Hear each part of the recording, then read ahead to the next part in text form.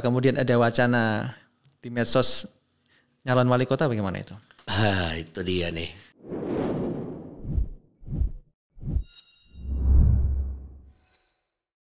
Halo Mas Danu, Halo, apa kabar? Mas Adi, baik. Sibuk apa hari ini? Ya gini aja, kerja rutin aja. Wes. Mas Danu ya, sosok yang saya kenal itu, yang jelas kalau ada kata yang tepat untuk menggambarkan satu kata Mas Danu itu, kok saya lalu kepikiran wali kota ya. Gitu ya. Karena hitsnya waktu itu Mas Danu memang begitu. Sebentar. Wali kota itu jadi wali kota atau musuh wali kota? Dua-duanya sih Mas. Pertama musuh, kemudian gaungnya kuat malah gantian wae sekalian gitu. Nah, itu yang saya khawatirkan gitu. Karena dikira saya musuhin wali kota karena saya ngejar posisi itu. Tapi ada juga loh Mas yang curiga ke situ kan, ya wajar Mas. Ya, soalnya waktu itu saya pun curiga. Saya curiga, jangan-jangan saya kepingin nih Mas gitu. Jangan-jangan gitu. Oke Mas, kita cerita ini Mas. Mungkin kan belum banyak yang tahu, tapi kalau di Magelang sih saya rasa banyak. Cuma mungkin lebih dalam lah kita di sini. Oke. Cerita masa kecil Mas, tumbuhnya di mana sih di Magelangnya? Kalau aku lama hidup di Potro Bangsan. Itu dari kecil. Dari kecil. Lahir di situ. Lahir di situ sampai SMA ya. Jadi kuliah udah keluar dari Magelang. Kuliah keluar. Akar keluarga di situ semua Mas. Ya. Berarti banyak saudara di situ. Nenek ya. Nenek dari bapak di situ. Terus kita tinggal bareng sama nenek sampai remaja itu. SD, SMP? SD SMP di situ. SD-nya di mana Mas? SD di Potro Bangsan 2, SMP di SMP 1 Magelang. SMA-nya? SMA-nya di SMA 2 Magelang. Terus kuliah? Kuliah di UGM. Jurusan apa Mas ini? Komunikasi. Iya. Terus setelah itu lepas dari itu Mas? Kerja. Langsung jadi PNS itu? Enggak. Masih mencoba beberapa pekerjaan? Jadi, setelah kuliah itu saya sempat kerja di radio Tidar. Ya. Terkenal loh kayak Mas Danu ya zaman segitu ya, ngehits ya sama Mas almarhum Mas apa? Davi. Kita dulu sama-sama daftar. Ada berapa orang itu ya. Tapi kebetulan Davi nggak keterima waktu itu. Bener. Ini cerita aja. Yang keterima saya, terus siapa namanya Didan, terus Dewi Chandra, Anita dulu yang keterima. Davi malah nggak katut waktu itu. Tapi sama waktu daftar angkatannya sama.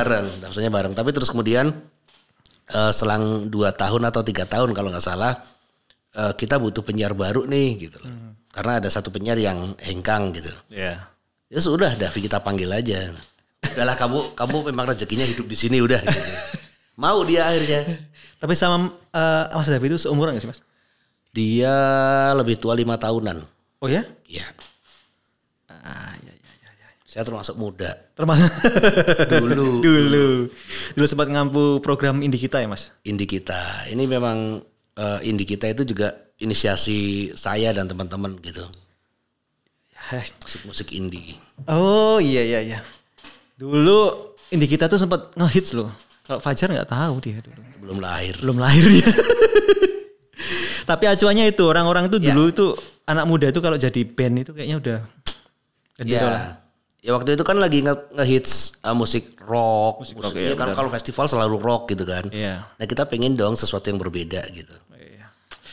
Iya, itu di radio ya Mas ya? Radio. Setelah itu baru 6 tahun di radio, bosen, saya keluar, sempet jobless 3 bulan.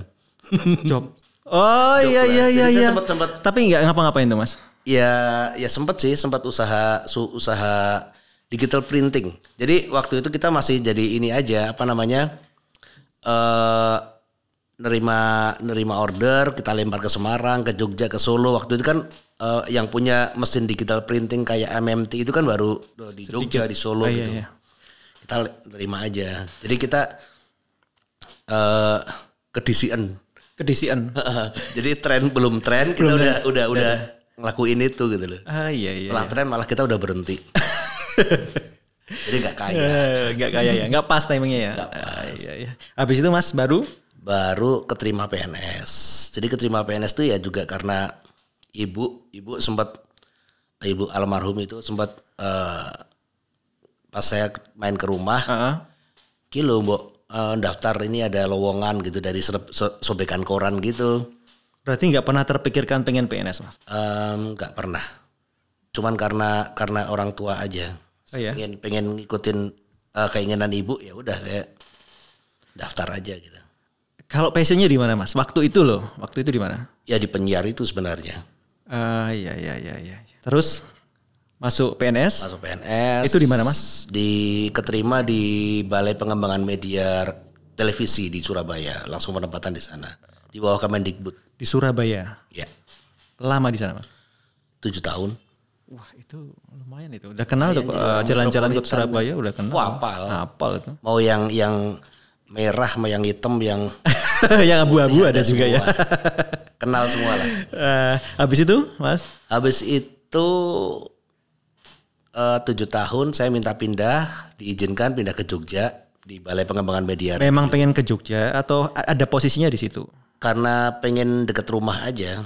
Tapi kan masih jauh, Mas. Ketika hidup di Surabaya kan saya ninggalin keluarga nih. Udah nikah posisinya? Udah punya anak 2 juga. Jadi harus, waduh ini. Menahan rindu ya, Mas ya? Yes. Pol-polan lah pokoknya. Ya udah pindah Jogja aja gitu. Oke. Yang laju juga sih. Laju juga. Di Jogja berapa tahun lahir, Mas? 7 tahun lebih lah. 7,5 tahun lah. Tapi di Jogja penyiar juga ya, Mas? Di Jogja saya humas. Tapi saya diminta pegang radio juga di situ. Jadi ada radio edukasi namanya. Saya disuruh megang di situ. Oh iya. Ya, setelah itu baru pindah ke Magelang. Ya. Tapi mulai concern untuk kota Magelang sih prosesnya gimana, Mas? Atau dari itu yang saya dengar paingan itu, atau mungkin sebelumnya memang sudah kok pengen lagi pulang ke Magelang, kemudian saya lihat terlibat aktif membangun Magelang dengan berbagai jaringannya. Jadi sebenarnya yang disebut sebagai aktivitas saya atau perjuangan itu nggak sengaja semua kok. Oh ya? Semuanya itu kayaknya udah ada yang ngatur. Jadi nggak moro-moro ono gitu loh. Tapi saya yakin itu sudah takdir gitu loh. Waktu itu kan Paingan, emang awalnya di Paingan. Ya, saya lagi jalan-jalan olahraga pagi gitu. Kok tiba-tiba ada selebaran apa pada ribut gitu. Pedagang-pedagang Paingan pada ribut gitu. Saya baca selebarannya, oh ini dia nih ada masalah ternyata. Gitu. Penggeraknya itu, Mas, apa namanya, gubernurnya Boton. Apa namanya, di Paingan itu ada 12 orang sebenarnya. Tapi kan alurnya sebelum terbentuk 12 kan ada prosesnya kan? Prosesnya jadi saya sempat ngunggah di media sosial, kan. Terus kemudian ada yang menanggepin, terus kita ketemuan. Ketemuan offline gitu. Kita ngobrolin ini nih lebih intens.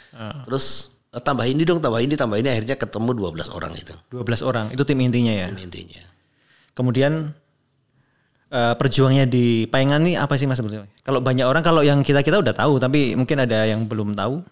Kita bisa kasih informasi. Jadi pasar Paingan itu adalah intangible heritage. Oke. Ya.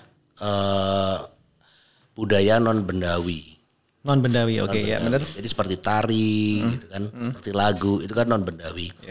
Nah, pasar Paingan pun juga intangible heritage. Jadi meskipun tidak kelihatan, tetapi harus tetap dipertahankan karena usianya sudah lebih dari 50 tahun. Waktu itu sudah 60 tahunan kok di tahun 2016-an itu. 60 tahun? Ya, jadi ada itu sejak tahun 40-an sekian. Oke. Terus kemudian pemerintah yang dulu, rezim yang dulu itu ingin memindahkan semua pedagang itu di tempat yang berbeda, tidak di situ. Tidak di situ. Padahal pasar Paingan dengan pengajian Paingan itu adalah satu kesatuan ya, Mas. 2 saudara kembar ini nggak bisa dipisahkan karena yang jualan di situ juga ikut ke pengajian. Ikut pengajian gitu loh. Sementara kalau dipindah di tempat yang lain seperti Car Free Day di mana nih? Rindam itu juga dagangannya beda. Oh iya. Dan suasananya jelas beda. Di sana nggak mungkin dong bisa dengerin pengajian gitu loh. Bukan Paingan lagi. Bukan Paingan lagi. Meskipun lebih banyak tiap minggu kan. Yeah. Tapi kalau palingan kan hanya 35 hari. Cuman yang melihat ketidakadilannya itu adalah ketika palingan dianggap melanggar aturan kawasan hijau di alun-alun. Kawasan hijau di alun-alun. Nah, berjualan di kawasan hijau kan tidak boleh. Yeah. Nah, padahal di sisi lain pemerintah waktu itu juga membolehkan ada angkringan di situ, terus pedagang-pedagang balon boleh jualan. Apalagi dia juga dengan resmi memformalkan Twin Van Java yang jelas memakai secara permanen alun-alun kota itu. Oke. Padahal kan paingan itu kan nggak selamanya kan Mas, cuma hanya pas ada acara aja kan? Hanya 35 hari sekali, 35 selama 6 jam paling lama. Paling lama 6 jam. Dan itu dianggap melanggar kawasan hijau. Ya. Ya. Nah itu yang ketidakadilan itu. Yang terutama adalah kita pengen menjaga intangible heritage-nya itu. Ya benar. Terus tindakannya apa waktu itu Mas? Sempat dialog ataukah ada? Kita sempat meminta dialog. Sempat minta dialog. Tapi memang waktu itu kondisinya gimana ya? Jadi mungkin karena tidak ada penghubung ya, tidak ada penghubung antara gerakan kami dengan pemerintah kota juga menutup diri, sementara kita minta bantuan ke Dewan Perwakilan Rakyat waktu itu juga pada bungkam. Ya udah kita berjuang lewat media sosial, lewat pers, lewat masyarakat begitu. Dampaknya kuat tapi Mas lewat. Kuat. Jadi waktu itu sosial media sudah jadi jalan ini sendiri ya, perjuangan sendiri ya. Betul. Iya. Akhirnya gimana Mas? Kesepakatannya akhirnya gimana? Akhirnya kita dipertemukan. Kita dipertemukan sama seseorang dari pemerintah kota. Kita ditemukan dalam sebuah forum dengan wali kota. Akhirnya wali kota memberikan keleluasaan lagi kepada pedagang itu. Boleh jualan tetapi diatur lebih rapi gitu. Dan tempatnya tidak di selingkar alun-alun, tidak di mana? Trotoar, tetapi di jalan raya itulah. Di depan padahal pertama kali di trotoar Mas. Ya. Ya sudahlah, daripada tidak jualan sama sekali. Konsensusnya seperti itu, oke lah kita jalan gitu. Kalau dari pedagang sendiri merasa terbantu ya Mas itu Mas? Jelas. Atau mereka sudah ayo wes lah pindah ngerin nggak apa-apa gitu? Enggak. Waktu itu sempat ada hari penentuan. Jadi hari di mana kita harus benar-benar memperjuangkan deadline wali kota itu dia tidak boleh jualan di tanggal itu gitu. Yeah. Tapi saya minta kepada pedagang jualan aja. Gitu. Yang kadung datang ketika kami belum datang sudah diangkutin ke truk tuh, sudah dipindahin ke sampai segitunya. Iya betul. Jadi di Satpol PP masuk. Hadir Satpol PP, hadir tentara, hadir polisi, Intel. Nggak tahu berapa ratus orang, padahal kita hanya 12 orang dan pedagang-pedagang aja sama takmir masjid. Jadi yang terselamatkan ya kita bawa ke mana? Ke halaman masjid sama di gang belakang ya. Iya. Akhirnya setelah melalui fase itu akhirnya solusinya gimana Mas? Solusinya yaitu akhirnya boleh dagang, boleh jualan tiap 35 hari sekali, tiap paingan, tapi ya di jalan itu. Dan sampai sekarang masih tetap ada ya Mas ya pasar paingan itu ya? Masih. Ya itu awal mula perjuangan di Magelang ya, mulai mengenal pergerakan. Ya kenal sama orang-orang gila itu. Saya terjebak. Terus gimana Mas itu selepas dari situ kok kemudian ada wacana di medsos nyalon wali kota, bagaimana itu? Kronologinya bagaimana itu? Itu dia nih. Saya nggak ngerti sih arusnya dari mana, cuman ketika ketemu sama orang, udah nyalon wali kota aja, nyalon wali kota gitu. Itu guyon untuk ditanggapi serius kayak Mas? Enggak ya? Mungkin malaikat yang nanggapin serius ya. Mungkin malaikat yang nanggapin serius. Akhirnya terus ya udah, terus ada satu orang teman wartawan itu bikin, akhirnya iseng aja dia terus japri saya gitu. Mas Danu tak gawe nganu ya, survei ya gitu. Oh gitu. Ya udah terus dibikin survei. Hasilnya? Dan gila saya nomor 1 tuh. Surveinya BP Mas di media sosial atau dia bikin polling. Polling. Ya bikin polling di korannya gitu. Oke. Dan posisi saya di nomor 1 sampai berminggu-minggu itu. Berminggu-minggu. Jadi seperti Dokter Aziz itu malah dia ada di urutan 12 atau 8 waktu itu. Itu yang kapan Mas? Yang terakhir. Oh yang terakhir ini? Oh iya. Yang terakhir. Iya. Terus tapi di akhir-akhir kita kalah. Kok di akhir-akhir? Jadi menjelang polling berakhir, posisi saya ada di urutan kedua. Oke. Menjelang polling. Sampai akhirnya ada gerakan masif dari calon wali kota kita yang lain untuk mengangkat value dia kan. Oh iya. Gitu. Tapi sempat disinggol-singgol sama partai enggak Mas? Sering. Oh ya? Sering saya diajak-ajak gitu. Enggak, maksudnya disinggol. Mas, gimana? Ayo terusin aja wali kotanya. Oh enggak. Jadi ini juga masalah nih. Masalah orang partai itu adalah bahwa dia itu terlalu banyak konsentrasi dengan dirinya sendiri. Jadi dia hanya melihat kadernya aja gitu loh. Okay. Dia melihat apa yang aku butuhkan yaitu mungkin yang dibutuhin masyarakat gitu. Jadi saya nggak yakin benar kalau orang-orang partai itu memang serius benar mikirin rakyat. Saat itu loh saya berpikir seperti itu. Karena wong nyatanya nggak semua kenal saya tuh gitu loh. Nggak semua kenal sama teman-teman saya juga gitu. Gerakan-gerakan saya juga mereka cuek tuh. Berarti kan mereka sibuk dengan dirinya sendiri kan. Mungkin karena ini juga sih Mas, peraturan pemilu. Kan kalau untuk independen person gitu kan majunya juga susah kan? Susah. Jadi partai mungkin lah gitu. Ya. Betul. Tapi aturan person itu Mas, independen maju itu ada ya sebetulnya ya? Ada. Cuma kayaknya mustahil untuk dijalanin gitu.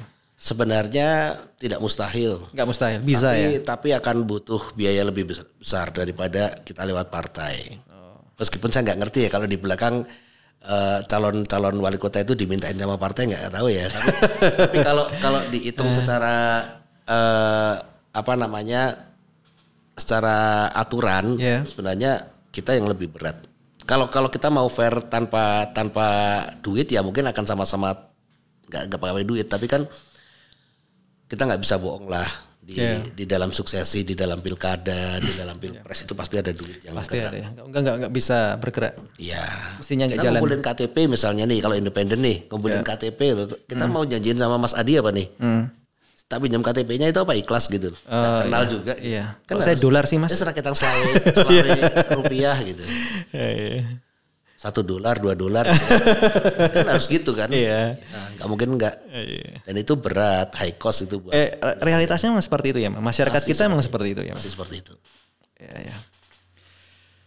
Iya. Kemudian kalau waktu itu Mas banyak yang mengajukan, sempat memang benar-benar kepikiran enggak? Benar, aku kayaknya pengen maju wali kota. Gini. Dari hati gitu loh Mas. Kalau pengennya ya pasti pengen lah. Tidak ada orang yang ketika ada kesempatan terus tidak maju itu nggak mungkin gitu loh. Cuman lihat alasannya apa dulu gitu loh. Kalau saya kan dulu melihat alasannya, ini kayaknya memang harus ada hal yang berubah nih di Magelang. Karena selama ini kok gini-gini aja ya gitu loh. Jadi udah ketika mau maju itu udah punya konsep ya? Sudah, ya dibilang konsep secara matang belum? Matang belum sih, ya kita baru ngobrol antar teman aja. Antar teman. Iya. Oke lah, jadi setelah pemilu kita udah tahu hasilnya. Terus kalau menurut Mas Danu sendiri, sampai sejauh ini Kota Magelang itu butuh, kalau misalnya revisi atau perubahan apa sih sebetulnya? Sampai hari ini ya, kan sudah berapa tahun ini? 1 tahun ya Mas? Proses ganti kepemimpinan 2020 kan? Ya. 2020 hampir 2 tahun ya. Hampir 2 tahun. Hampir 2 tahun. Kira-kira gimana Mas? Ada sesuatu yang pengen ditambahin nggak? Melihat sekarang mungkin berkaca dengan konsep Mas Danu dahulu, andai kata aku yang jadi konsepnya seperti ini. Ternyata sampai sejauh ini pun konsep itu belum dieksekusi dengan baik. Misalnya di budaya atau mungkin misalnya di sosial atau segala macamnya. Kalau wali kotanya yang sekarang tuh lebih open mind sih. Oke, lebih open mind. Cuman masalahnya belum bisa saya menyebutnya sesuai dengan apa yang saya harapkan juga gitu loh.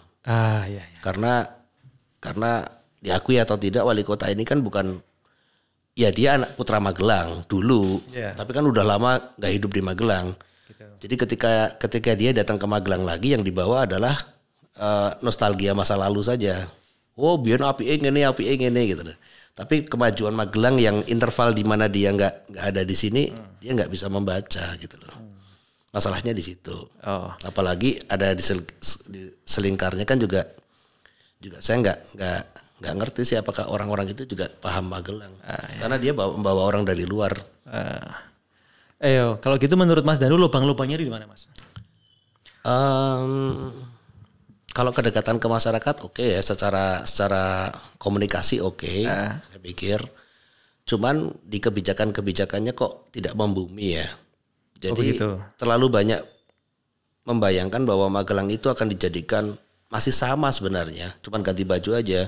Masih membayangkan menjadi smart city. Smart city kan yang episode yang lalu kan? Iya, masih pengen seperti itu, pengen modern, pengen apa gitu. Tapi akarnya lari, bukan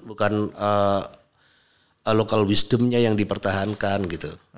Contoh-contoh yang paling deket lah, misalnya kayak Taman Pentiveri dirubah menjadi Taman Maju misalnya gitu. Itu jargon-jargon kayak gitu kan nggak perlu disampaikan lagi, itu jargon politik sudah. Jadi heritage kurang diperhatikan. Heritage terutama ya. Kurang diperhatikan. Terus kalau budaya ya itu. It's okay. Dia suka dengan seni, dia suka dengan budaya. Tapi tidak semua budaya dia paham. Tidak semua. Ya apalan. Masih apalan. Kalau suka wayang ya wayang terus. Kalau suka musik ya plus-plusan terus misalnya gitu. Apa yang dia suka aja. Tapi nggak lihat yang lain juga. Tapi bukannya semua pemimpin seperti itu ya Mas? Atau nggak ada juga yang? Ya makanya dibutuhkan pemimpin yang wawasannya luas. Wawasannya luas dan dia ngerti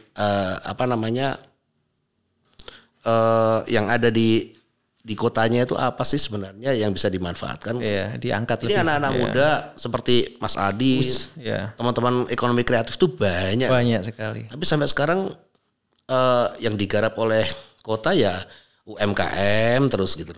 Nah menarik ini Mas. Kalau misalnya nih Mas, aku jadi keingat ya Mas, dulu waktu kecil itu Magelang itu kan brandingnya kota jasa. Ya. Kemudian ganti kota 1.000 bunga. Sejuta bunga.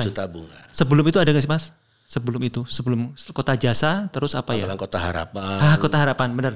Kota Harapan itu terus Prapi, Asri, nyaman, aman gitu kan, nggak tahu lupa gitu. Terus habis Juta Bunga sekarang apa sih Mas? Sekarang brandingnya apa? Maju Sehat Sejahtera. Maju Sehat Sejahtera. Brandingnya itu. Banyak sih sekarang. Jadi dia dulu namanya jargon politiknya Maju Sehat Sejahtera. Terus kemudian sekarang ada juga Kota Religi. Kota Religi. Magelang Kota Religi juga ada. Ada juga sebutannya. Sekarang dia bikin program Rodanya Mas Bagio misalnya gitu. Jadi banyak lah yang. Kalau menurut Mas Danu itu Magelang ini posisinya sekarang dari segi komposisi jumlah penduduk, kemudian mungkin UMKM, itu yang cocok yang untuk jadi branding itu apa Mas? Kira-kira apa?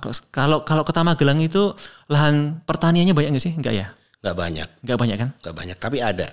Ada tapi nggak banyak. Di pinggir-pinggiran tuh masih banyak. Dan bukan dominan ya? Nggak dominan. Ya memang benar Magelang itu lebih banyak ke kota jasa. Benar yang jargon dulu tuh ya Mas. Kota jasa. Tapi jangan lupa bahwa Magelang itu juga punya beberapa tempat yang masih bisa kita resource gitu loh. Kalau selama ini kan pemerintah lebih fokus ke Taman Kiai Langgeng. Wisatanya ya. Wisata. Tapi banyak nggak sih Mas? Magelang memang mau fokusnya gini. Yang saya terima infonya bahwa pemerintah itu pengennya fokusnya ke pariwisata dan ke seni gitu. Pariwisata dan seni. Karena saling mendukung nih gitu katanya. Okay. Tapi yang digarap hanya Kiai Langgeng aja. Terus kemudian saya membayangkan kalau Magelang akan dijadikan kota wisata, sehingga sekarang membangun Rodanya Mas Bagio itu yang bantuan uang 30 juta per RT itu. Itu juga kan dalam rangka membangun kampung-kampung wisata. Kampung wisata. Kampung wisata. Tapi kampung wisatanya ya sudah sudah didesain oleh pemerintah, jadi tidak berdasarkan apa namanya ya, memang keinginan warganya di situ apa atau potensi warganya apa gitu. Tumbuh secara natural dan banyak yang selenco loh itu. Oh ya? Iya, banyak yang selenco. Misalnya di sebuah RT gitu, mereka tuh nggak pernah loh seumur-umur punya kolam lele, tahu-tahu dikasih lele gitu, gimana coba? Atau nggak pernah nanam, kan dipaksa itu berarti gitu loh. Iya. Jadi nanam apa itu Mas? Nanam anggrek misalnya. Anggrek. Gitu. Kan mereka belum pernah seperti belum itu. Belum pernah ya. Jadi ya ngapain gitu loh. Harusnya kan ditanya dulu, ini mau dibikin seperti apa, pengennya seperti apa gitu loh. Kan ada pendamping sebenarnya. Iya. Tapi saya nggak ngerti, saya ngertinya cuma itu. Ya seperti itu. Tapi kalau misalnya brandingnya kota wisata ya Mas, wisata di Magelang kalau selain Keilanggeng mana sih? Oh banyak Mas. Banyak ada yang potensial sebenarnya. Yang potensial aja. Ya maksudnya yang potensial Mas. Yang potensial misalnya seperti Gor Samapta. Oke. Itu kawasannya luas loh itu. Kenapa sih Magelang harus selalu identik dengan Keilanggeng? Kenapa harus selalu identik dengan wisata yang banyak orang datang, banyak orang foto-foto, banyak orang top selfie, banyak orang memenuhi lalu lintas padat gitu. Kita bayangin aja lalu lintas ini loh, jalan kita tuh sempit loh Mas. Dipenuhin waktu kita kemarin pada mudik aja udah kita, yang orang lokal aja udah ngeluh kan. Mau parkir susah, orang-orang luar kota ngebutnya kayak gitu, ngawur jalannya gitu. Ini wisata Magelang mau dibikin padat kayak gitu, saya pikir nggak asik juga lah. Kalau aku saya membayangkan malah Magelang itu jadi wisata olahraga. Wisata olahraga. Karena? Ya kita punya fasilitasnya kok. Di Gor itu punya, terus beberapa land badminton di Kota Magelang ada, tenis juga ada. Kenapa Magelang nggak jadi wisata olahraga sih? Gitu. Menarik gitu Mas. Kali Progo ada, Elo ada untuk rafting. Iya kan? Bisa kan? Bisa. Kita bikin jadi ini dong, apa namanya? Tuan Ruah PON misalnya gitu, atau Porda, atau apa, kan bisa juga seperti itu. Bisa juga. Iya. Kalau mau bikin kejuaraan apa nasional di situ juga bisa gitu. Iya. Dan kalau itu malah memberdayakan masyarakatnya loh Mas. Ya jelas. Iya kan? Iya. Jadi masyarakatnya, kita jualan, ekonominya juga jalan. Iya. Kalau mau bikin homestay di rumah-rumah, nah itu diberdayakan seperti itu. Jangan terus malah apa namanya, kayak langgengnya digedein doang gitu. Mungkin karena yang lebih populer Keilanggeng ya Mas. Sementara itu Taunya Keilanggeng. Dan orang-orang itu apalagi era sekarang, ketika melihat sebuah destinasi wisata begitu kan, mereka melihat keunikan di destinasinya. Seperti yang di mana Mas itu, Nepal Van Java itu kan hanya karena landscape-nya kayak begitu, kemudian dikasih warna-warni kan. Tapi memang unik. Nah, sekarang kalau Magelang itu destinasi yang unik kan ya memang, ya kalau Keilanggeng taman bunga, kemudian wahana. Keilanggeng itu sama kok, sama mau disamain kayak mana coba di daerah Wapong misalnya, sama kan? Iya. Kayak mana itu Purwokerto itu. Purwokerto ya. Sama gitu loh, nggak ada yang istimewanya. Nggak ada yang istimewa. Dengan Jatim Park aja kalah kok. Ya iya Mas, jauh banget lah Mas sama Jatim Park. Lah ya, maksudnya lah ngapain gitu loh. Kalau kita nggak bisa membaguskan atau punya diferensial dengan yang lain, ya ngapain gitu. Padahal kalau dipikir-pikir sumber air di Magelang banyak nggak Mas? Banyak kan? Banyak. Kenapa nggak ada Magelang Bay ya? kan ya lumayan kan. Jogja Bay itu bahkan dia nggak pakai sumber air ya, dia pakai kayak PDAM kan itu ya kan. Di sini bahkan melimpah sumber air ya. Ini bisa jadi objek wisata yang menarik. Tinggal investor aja. Teman swasta udah ada yang bikin itu. Oh ya? Ya bukan nggak segede gitu sih, kolam renang air hangat juga ada kan di atas Keilanggeng itu ada juga. Oh ya, sudah ada itu Mas. Sudah ada. Menarik itu. Akuatik. Oke. Kemudian kalau misalnya ini Mas, dari sisi budaya Magelang itu punya apa Mas yang asli? Banyak Mas. Gini Mas. Kalau aku satu aja ya Mas yo. Dari sisi kuliner, kan Magelang itu kota getuk. Tapi aku pikir-pikir kemarin tuh sama Gotrek itu, aku mikir-mikir gini. Trek, aku tuh pernah di Muntilan, dibisikin sama orang yang bang itu loh Mas, yang keliling tiap malam ke penjual-penjual nasi goreng. Penjual nasi goreng di Muntilan itu jumlahnya kurang lebihnya 150. Artinya kan banyak banget untuk kota kecil seukuran Muntilan. Itu pertama. Kedua, waktu saya ke Jakarta, ke Surabaya, itu kalau di restoran nasi goreng gitu, menunya itu pasti ada nasi goreng Magelangan. Ya. Artinya Magelang itu punya potensi selain getuk yang saya pikir potensial loh Mas. Magelang. Kalau festival Kupat Tahu ada dulu ya, festival Kupat Tahu. Pernah sekali. Grebek getuk ada ya. Pernah. Tapi nasi goreng belum pernah ada loh Mas acaranya. Padahal nasi goreng Magelang itu terkenal sampai mana-mana. Ya. Iya. Iya. Itu belum pernah ada loh. Saya yakin kalau misalnya di survei penjual nasi goreng di kota Magelang, saya yakin banyak juga loh. Karena hampir setiap jalan tuh pasti ada beberapa penjual nasi goreng. Iya. Kira loh ini kenapa nggak kota nasi goreng aja ya? Saya pikir nasi goreng satu apa ya namanya komoditas apa ya kuliner.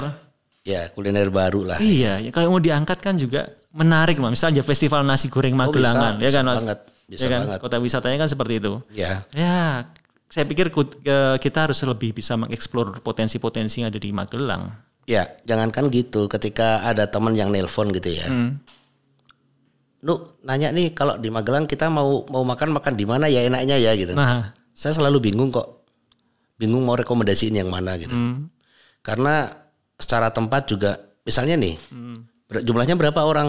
50 orang. Mampus nih aku nyari di mana ya gitu. 50 orang ya. Di shop senerek juga nggak cukup. Nggak cukup. Mau nyari gudeg juga di mana? Mana enggak ya. Kan ya kayak gitulah. Hal-hal seperti itu yang nggak bisa aku jual ke mereka. Kalau ditanya kota Magelang itu kota apa ya? Kota gedok, kota senerek. Wah, kita dengan bangga ngomong gitu. Tapi kalau ditanya kita mau nyari makan nih, makan di mana gitu.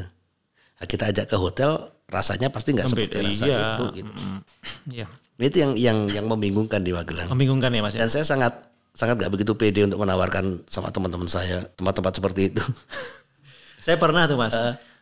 Teman saya dia kan dosen UGM. Dia nginep di Puri Asri. Terus nelpon, Mas, kalau Magelang makanan yang rumah makan yang enak mana? Nah, waduh, kalau begitu gimana Pak parameternya saya nggak tahu itu. Gini Mas. Pertama, sing paling gampang ya, kalau saudara-saudara kita yang Tionghoa itu sering datang ke situ. Nah, wis itu aja Mas, parameternya itu aja. Kalau dia datang itu, loh kok bisa gitu Pak caranya? Karena kalau dia datang itu brandingnya dia kalau dia mau datang ke situ itu harus warung makannya itu murah dan enak. Wah kan gampang banget. Oh iya ya. Akhirnya tak rekomendasi ke warung hijau itu Mas. Oh gitu. Yang koyor. Ya. Oh, iya ke situ yang cocok. Bener. Ya kalau jumlah orangnya nggak banyak sih aku gampang aja. Ya nggak masalah. Ketika banyak. Waduh aku nyari di mana nih. Apalagi malam hari ya Mas. Lebih terbatas lagi ya. Sebenarnya kalau malam lebih relatif. Ya iya sih kalau malam ya kan? Kadang-kadang gitu. Ya alternatifnya ya cuma tak ajak ke alun-alun aja lah. Udah deh jajan sendiri sana nyari yang. Tapi ya kayak gitulah gitu. Ya. Biasanya kan kalau kupat tahu ya di Ngesengan kan gitu. Ya, itu saya lagi mau buat itu Mas, dokumenternya tentang nasi goreng Magelangan. Bagus. Baru wacana aja sama teman-teman, ayo buat yuk gitu. Karena unik, karena setiap orang, siapa yang mau ngeklaim nasi goreng Magelangan tuh berasalnya dari mana, terus ciri khasnya apa, terus mana yang duluan, kan ada Pak Perenjak yang berdiri sejak zaman Jepang itu, itu kan ada kan. Sejak zaman Jepang gitu-gitu aja ya. Pak ini. Tapi eksis loh. Eksis loh. Saya langganan sana loh Mas, sama istri. Kalau istri kan suka di sana, kalau saya lebih ke plat kedu. Betul. Nasi goreng plat kedu itu. Ya. Saya emang selalu ngomong sama teman-teman di luar kota juga. Kalau kamu sampai Magelang belum ngerasain bakmi Magelang atau nasi Magelangan ya. Kamu yang asli itu sini ya Mas. Ya itulah. Menarik ini Mas bahasanya ini. Ya gitu. Sambil minum ya. Sekarang Mas kalau ini kan tadi udah ceritain setelah Mas Danu naik surveinya di medsos untuk jadi wali kota. Terus sekarang sudah periode ke wali kota yang baru. Kedepannya bagaimana Mas? Ada punya keinginan apa ini untuk mengembangkan kota Magelang? Saya lihat kan Mas Danu ini begitu aktif terlibat di Magelang dengan gerakan Kawan Danu ya Mas yo? Ya. Atau cerita dulu Mas, Kawan Danu itu gerakan apa tuh? Banyak sih sebenarnya gerakan saya. Salah satunya itu. Salah satunya itu. Kalau Kawan Danu gerakan apa Mas? Kawan Danu itu sebenarnya semacam apa ya? Gerakan kebaikan lah, gerakan peduli lingkungan. Jadi selama ini kan kita nggak kenal sama daerah kita sendiri, kita nggak ngerti Boton itu konturnya seperti apa, ada tangga di mana saja, orang-orangnya seperti apa, ada beli jumlah mata air berapa, gitu kan nggak ngerti. Jadi gerakan untuk lebih mengenal Magelang. Ya, lebih mengenal Magelang. Saya ngajak teman-teman yang mau gabung silakan aja, ayo gabung gitu. Kita jalan, tapi di jalan itu nggak cuma sekedar jalan aja, kita juga kadang kalau kita melihat ada potensi yang unik, misalnya jebule akhirnya ono tukang gawe wayang tau ya gitu. Kita berhenti di situ, kita ngobrol. Ada pejuang tuh, kita berhenti di Pak Abak dulu, kita berhenti ngobrol lama di situ. Iya. Jadi biar teman-teman ada manfaatnya ya kita jalan-jalan gini gitu. Termasuk juga gini, beberapa kali kegiatan Kawan Danu itu kita kan jalan tiap Sabtu pagi nih. Sabtu pagi. Ya Sabtu pagi bersama Danu. Gitu. Wis. Jadi kita jalan, kita mengangkutin sampah. Banyak loh ternyata puntung-puntung rokok, plastik-plastik bekas minuman gitu, dibuang di taman-taman kota kecil-kecil gitu, di bawah pohon besar gitu kita ambilin. Pernah kita jalan dari alun-alun sampai, jadi alun-alun lewat Pecinan, terus motong, terus lewat ke Jambon. Itu sampai 4 atau 5 kresek besar. Sampai segitunya ya Mas? Kita bawa. Sampah. Dan ketika ada orang di warung lagi buang puntung gitu langsung kita ambil. Orangnya pada ngeliatin gitu ngapain. Pernah kayak gitu. Pernah sampai Kawan Danu seperti itu. Iya. Ya hanya seperti itu aja lah.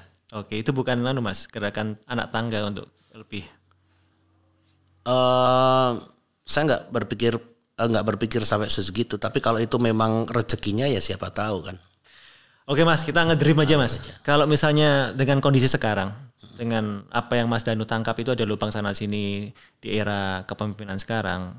Kalau misalnya tahun depan ini kan pemilu 2024 ya Mas? 2024. Itu mulai pemilu lagi ya.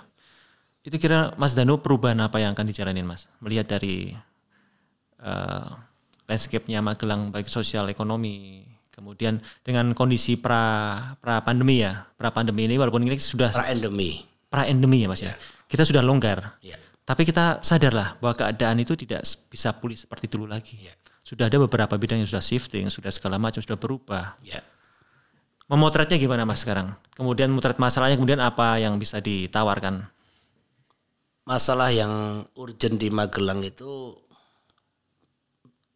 utama dan termasuk itu lalu lintas. Lalu lintas kita itu udah cukup ini loh, sesak gitu loh. Meskipun kata survei, kata penghargaan kita lalu lintas terbaik, punya jalur sepeda terbaik gitu. Yeah. Tapi kita masalah lalu lintas ini masih perlu dibahas lagi. Parkir misalnya di Jalan Pemuda itu parkirnya sudah cukup padat, itu harus kita carikan solusi misalnya. Apalagi kalau menjelang Lebaran. Yeah. Sampai dinas yang secara pemegang legalitas itu melarang parkir di trotoar aja, sekarang malah melegalkan untuk parkir di trotoar. Iya kan? Faktanya seperti itu gitu loh. Terus jalur-jalur sepeda itu yang sekarang dibukuin hijau-hijau itu juga dipakai buat parkir mobil. Ya alasannya pasti orang nonggon liane gitu.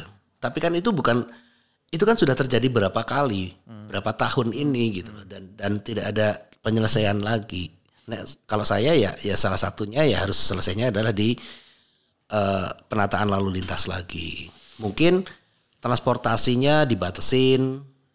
Ganjil genap. Nah, itu bisa aja kan? Apa sudah sedemikian parah Mas? Kayak macetnya di Jakarta? Enggak juga. Atau itu hanya kalau aku lihat temporer ketika Lebaran? Enggak juga. Coba kalau kita jalan jam 6:30 sampai jam 7 pagi aja deh. Waktu jam kantor Mas? Jam kantor, berangkat kantor. Wah udah padatnya kayak gitu. Dan beberapa kali kecelakaan kecil-kecil pasti ada kan? Iya. Itu bahaya loh. Ini perlu kita selesaikan. Misalnya di transportasi massanya lah. Sekarang kan banyak sopir angkot. Iya. Ini angkot kan juga kalau ngetem juga. Itu kan Tapi angkot itu sepi nggak sih Mas sekarang?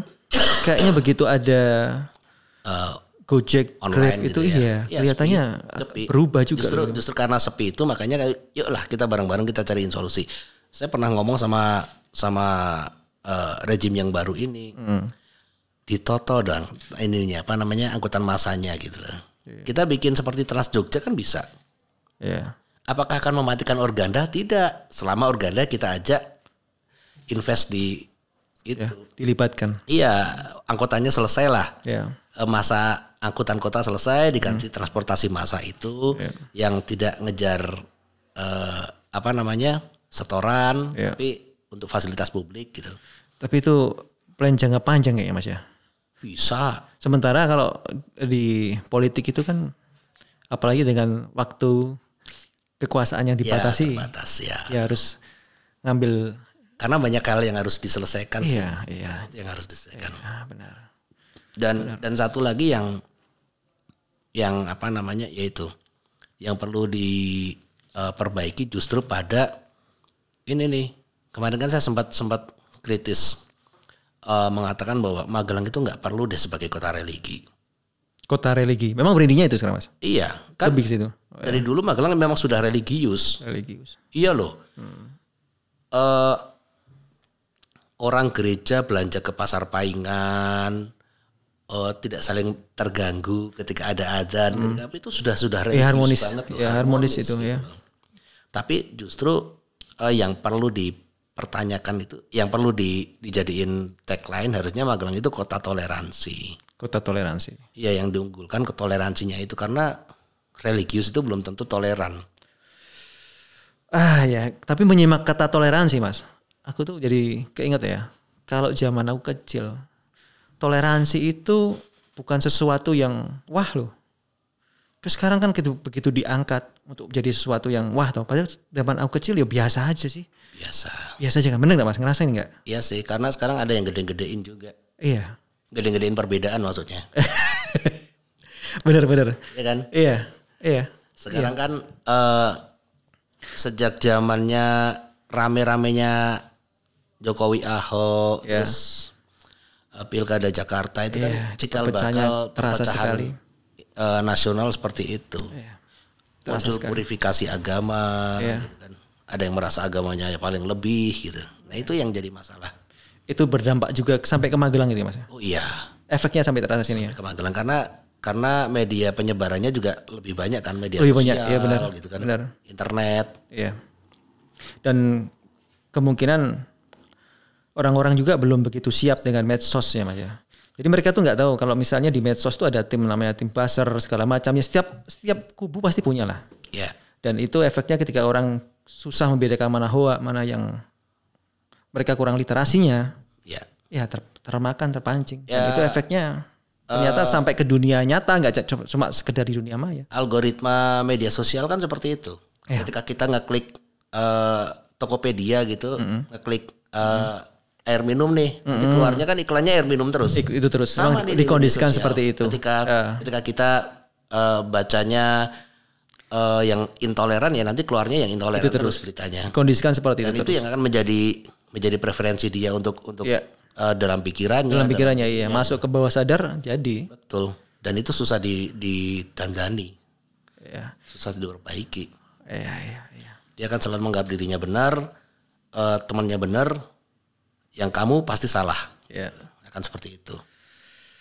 Iya. Ngeri ya. Ngeri sekali. Ngeri. Apalagi Mas yang perlu di lubang-lubang yang harus perlu menurut Mas Danu ada yang bisa lebih menyempurnakan yang saat ini, program-program saat ini? Sebenarnya bisa sih kalau pemerintah yang sekarang itu kalau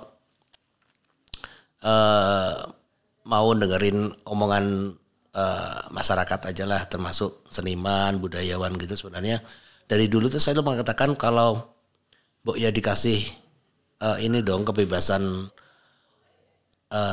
ruang-ruang publik untuk berkesenian gitu loh. Iya. Jadi kan kita punya banyak ruang publik, punya alun-alun, punya taman badaan, punya pecinan yang pedestriannya luas gitu, punya Gor Samapta, banyak banget yang bisa dimanfaatkan sebagai ruang berekspresi, berkesenian untuk beraktivitas masyarakat gitu. Secara lisan wali kotanya mengatakan mbok iyo gitu loh, tapi kebijakannya tidak mengikuti, tidak menyertai gitu loh, belum kelihatan banget. Saya nggak ngerti ini ada simbol-simbol yang berhenti atau mampet, saya nggak ngerti. Atau bisa jadi OPD-nya kurang merespon? OPD itu dinas. Jadi ada dinas-dinas yang kurang merespon perubahan ini atau bagaimana, saya nggak ngerti. Atau cara berpikir pola lama juga nggak ngerti juga. Iya. Kalau saya sih nangkapnya gini Mas, kita kan melihat komposisi penduduk ya. Apalagi kita mau berkaca pada 2045. Di mana bonus demografi Indonesia itu terjadi. Diperkirakan terjadi kan secara statistik kan begitu. Saya berpikiran bahwa kalau komposisi jumlah penduduk Indonesia di Magelang khususnya itu anak mudanya lebih banyak, mungkin rentang usia milenial sampai generasi Z itu lebih banyak. Di mana secara perkembangan budaya dan interaksi mereka itu menghasilkan pola-pola yang berbeda dari generasi X lah. Jadi itu akan berdampak juga pada mata pencarian profesi mereka. Kan sekarang istilah kaum rebahan itu udah ngetren tuh Mas. Tapi duitan ya. Tapi duitan. Nah itu nanti enaknya kaum rebahan. Jadi kalau saya melihat sih, kalau memang Magelang itu komposisi pemuda-pemudinya orang yang punya orang muda yang akan jadi orang produktif. Dengan landscape-nya mereka sekarang, bagaimana kalau Magelang itu kembali ke kota jasa lagi, tapi lebih jasa yang kalau saya kota kreator, ekonomi kreatif gitu ya. Ekonomi kreatif dan lebih pada menekan ke kreatornya. Kreator itu jangan dipersempit loh Mas, banyak loh. Banyak.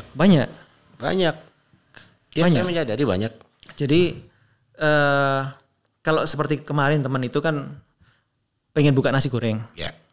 Dia nyari resep masakan nasi goreng itu sampai ke beberapa orang. Dia nyari yang cocok.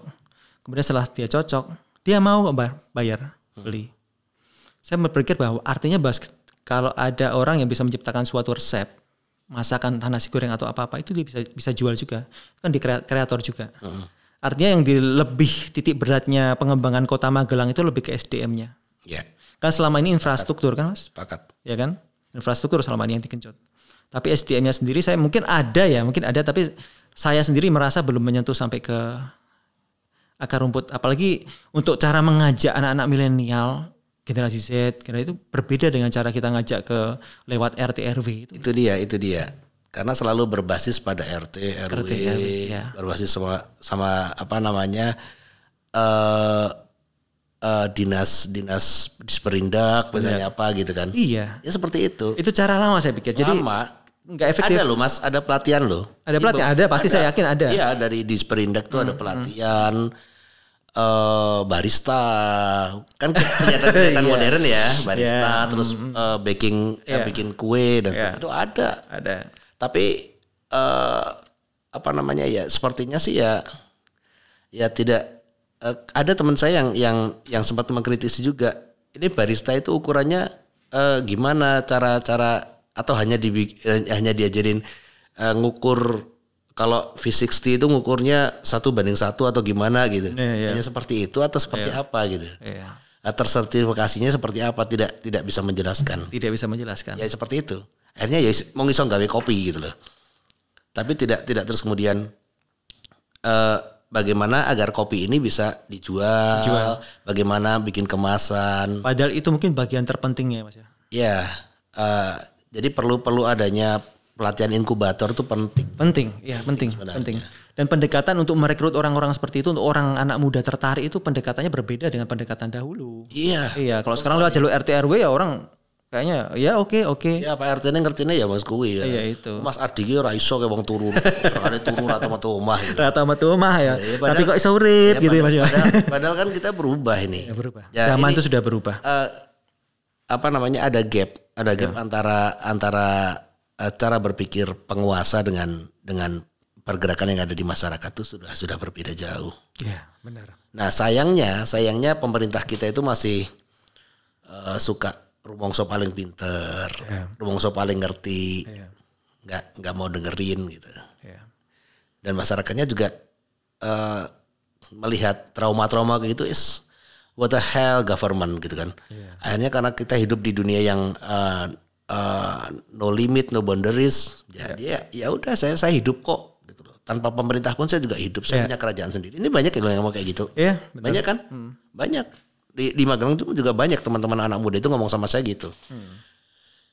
What the hell pemerintah gitu loh. Apakah itu? Iya, apakah itu ciri generasi sekarang juga ya Mas? Kadang-kadang saya berpikir begitu, karena mungkin rasa apatis yang sudah begitu dalam, sama ya mungkin dari ya nggak tingkat sini aja sih, mungkin sampai tingkat ke pusat, tapi itu jadi semacam apa ya, satu tumpukan-tumpukan yang terus saja akhirnya sampai kepentingan ya wis lah terserah. Ya bisa. Penting aku bisa hidup. Nah, saya khawatirnya nanti nasionalismenya yang tergerus nih.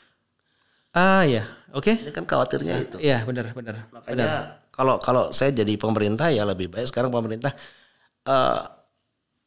bikinlah regulasi saja sesuatu yang kira-kira membuat masyarakat itu bisa hidup, bisa apa namanya nyaman, bisa aman, tentram, terus kemudian bisa berekonomi gitu. Itu aja. Nanti biar civil society-nya aja yang jalan gitu loh. Mereka udah jalan sendiri kok sebenarnya. Kita hanya ngasih rambu-rambu. Kamu hanya harus gini. Udah gitu aja. Kerjaan gampang sebenarnya pemerintah itu. Teorinya. Tapi kan prakteknya gini Mas. Yang punya ekonomi yang sudah bisa berpikir maju kayak Mas Adi dan kawan-kawan anak muda ini kan juga nggak banyak. Banyak juga anak-anak muda yang masih berpikir pola lama loh. Banyak banget. Kemarin ada dan saya khawatirnya kemarin itu ada survei dari dari mana itu ya. Banyak di status teman saya bahwa rata-rata IQ orang Indonesia rata-rata hanya 78. Rata-ratanya. Ngeri ya. Oke. Cukup shock. Ya, cukup shock. Tapi kalau lihat fakta di lapangan gitu kan kita nggak sadar kalau IQ kita itu hanya segitu gitu loh. Jadi ketika ada masalah yang dimunculkan pertama kali adalah emosi, marah, perkelahian, tawur, beda pendapat nggak apa-apa gitu. Hal ini ya bentuk dari pengejawantahan IQ itu juga. Nah, harus kita tingkatin dong, gimana caranya dong gitu loh. Benar. SDM tadi tuh. SDM ya Mas, penting ya. Kalau saya waktu itu berpikirnya gini Mas, kalau untuk SDM itu sebenarnya harusnya ada suatu ya kayak seperti Mas Dandu bilang ada inkubator, tapi dia semacam kantor yang ngurusin untuk dinas atau apalah yang ngurusi hal-hal semacam itu. Tapi dengan pendekatan yang jauh lebih milenial, misalnya disediainlah satu working space, tapi free. Kemudian ada pelatihan yang free, berbagai macam pelatihan, orang boleh mengikuti pelatihan itu kapan aja dan sesuai dengan apa yang mereka butuhkan. Misalnya saya desainer tuh Mas, saya butuh desain, oke. Kemudian saya butuh karena komunikasi saya kliennya Inggris, saya butuh pelatihan bahasa Inggris, kan seperti itu. Jadi tinggal kita ngambil aja. Kalau saya bayangkan seperti itu, orang kan jauh lebih tertarik untuk mengeksplor hal-hal yang baru, kemudian meningkatkan SDM-nya dia. Aku pikir dulu ya seperti itu Mas, tapi ternyata ya sebenarnya ide-idenya sudah bagus. Kalau aku lihat pemerintah itu, yuk kita ngadain pelatihan ini, tapi kadang tidak punya ini apa namanya tujuan final gitu loh. Jadi tidak lengkap. Apa namanya modulnya itu nggak lengkap lah misalnya gitu. Atau mungkin pelatihannya yang kurang, programnya yang kurang kekinian. Kekinian Mas, bisa nggak? Bisa jadi ya. Kalau misalnya anak di Magelang ada pelatihan YouTuber gitu, vlogger gitu, kayak laris loh Mas. Laris ya? Ya, kayaknya iya loh. Menurut saya sih, karena sekarang kan orang-orang kalau dulu ditanya ya zaman saya, mau jadi apa Mas? Cita-citanya presiden. Kalau sekarang kan YouTuber Pak. kan sekarang udah bergeser kan hal seperti itu. Kan mereka melihat bahwa itu lebih menjanjikan buat mereka. Iya, benar banget. Cuma nanti di apa namanya? Di aplikasinya nanti perlu ini juga sih. Perlu pengawalan karena kadang ide itu bagus. Pelatihan YouTuber oke gitu. Bahasan tekan gone sing dijai pelatihnya kuwi itu aja orang-orang itu aja. Orang-orang yang sebenarnya enggak benar-benar mampu ya benar-benar gitu loh. Ya. Tapi karena deket, karena taunya itu. Makanya kan butuh stakeholder dari pemerintahan itu yang wawasannya luas, butuh yang ngerti dunia kekinian, ngerti tokoh-tokoh di bidang itu siapa saja gitu. Itu butuh penting banget. Kalau enggak ya nanti akan gitu-gitu aja. Dan ini Mas, aku kenal orang-orang yang tokoh-tokoh yang aku tahu di pentas. Kalau internet sudah luar negeri kan internasional kita sebutnya ya. Itu mereka di Magelang banyak. Cuma mereka nggak pernah mau menampakkan atau munculkan diri mereka. Ya buat apa? Iya, kadang-kadang mereka ya diam-diam aja bergeraknya diam-diam. Ya itu teman-teman seperti yang coba saya rangkul untuk saya angkat lagi. Karena kalau diajak pemerintah juga ini honornya kecil. Bukan honornya kecil Mas, tapi mereka sudah cukup lah. Iya. Kadang malas juga jujur aja malas juga gitu loh. Iya, saya kenal mereka penghasilannya udah besar-besar kok. Daripada aku ngelatih ikut pemerintah cuman pagunya 1 jam sekian gitu kan. Lebih baik aku gini aja udah dapat. Iya. Ya banyak yang kayak gitu sih. Iya. Itulah. Kalau ini Mas, kalau misalnya Magelang besok siap nggak Mas? Misalnya harus ada dorongan dari bawah kemudian muncul untuk maju gitu. Karena saya gini Mas, saya tuh justru seneng ketika Mas Danu maju. Karena saya pengen lihat ada nggak orang-orang independen yang bisa maju sampai ke jadi calon wali kota. Minimal calon lah, punya bisa berdebat dengan waktu debat wali kota dia muncul kemudian calon dari independen.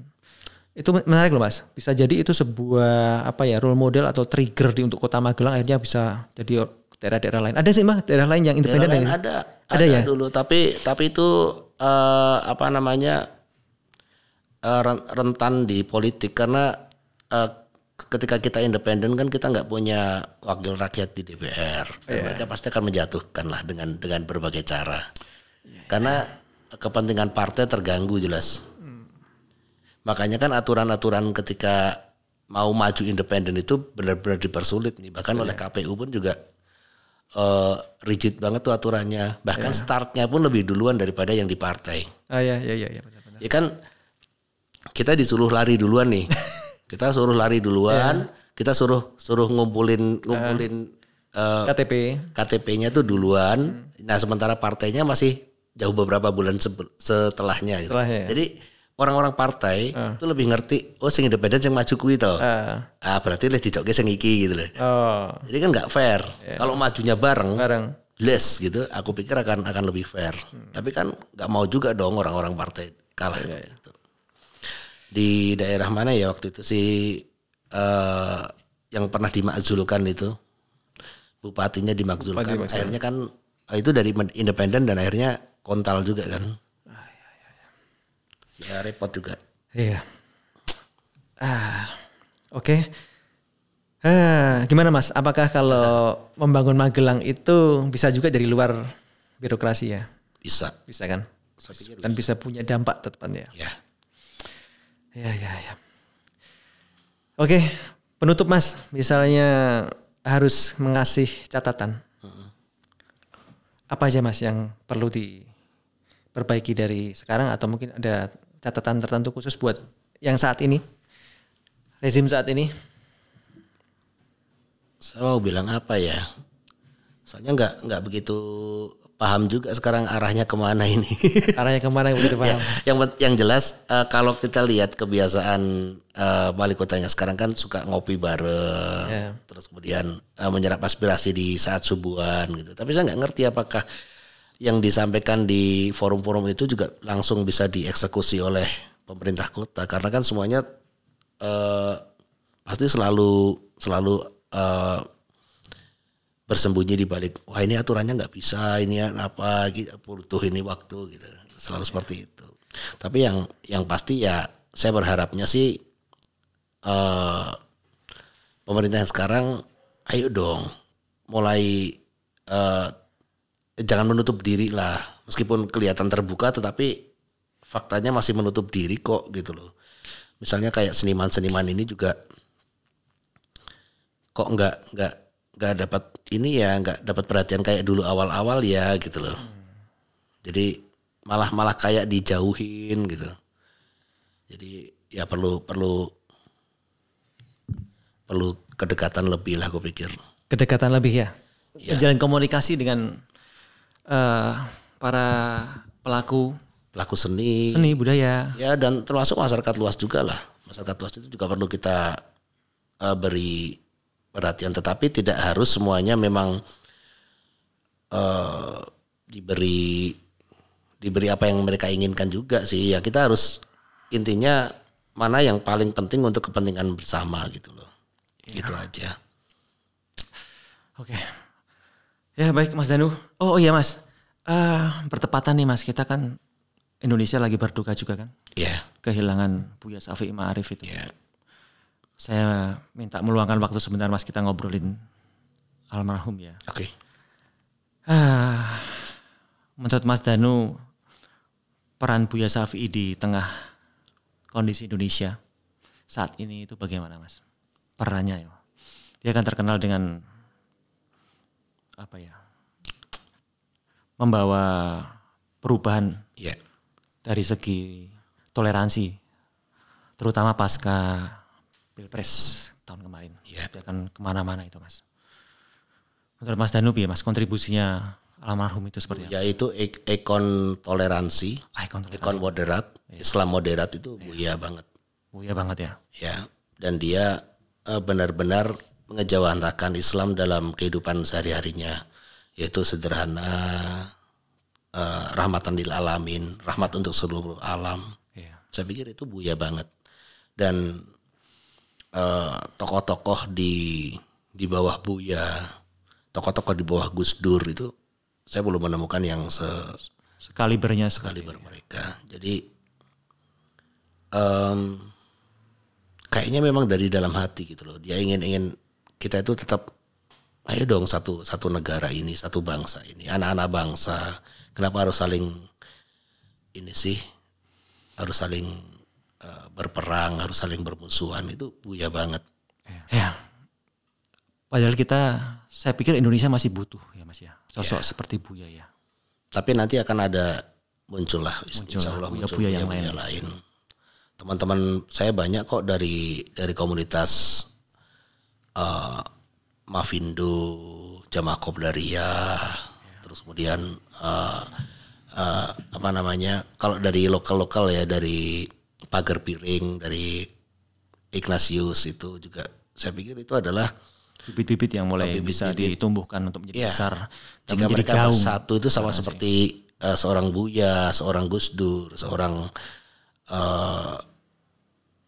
penjahit kedamaian, penjahit kebinekaan. Saya itu momen dalam hidup saya bersama Buya yang 1 jam perjalanan Magelang ke Jogja. Saya ngobrol banyak hal. Dari saya bahas Jalaluddin Rumi sampai banyak-banyak Mas. Iya. Hanya pesannya dia tuh cuma satu ke saya tuh. Dia kalau manggil saya Mas Desainer ya. Mas Desainer jadilah otentik. Dan itu terus panjang perjalanan itu sering dia katakan. Akhirnya sampai saya bikin acara desain Mas. Saya pakai itu sampai jadi temanya nih. Be authentic. Iya, karena Buya itu pesannya Buya yang saya ingat benar. Bahkan sebelum kami sudah sampai ke rumahnya beliau kan. Saya mau diantar lah, kalau orang Jawa kan Mas, orang tua kan mau diantar. Enggak mau. Enggak mas.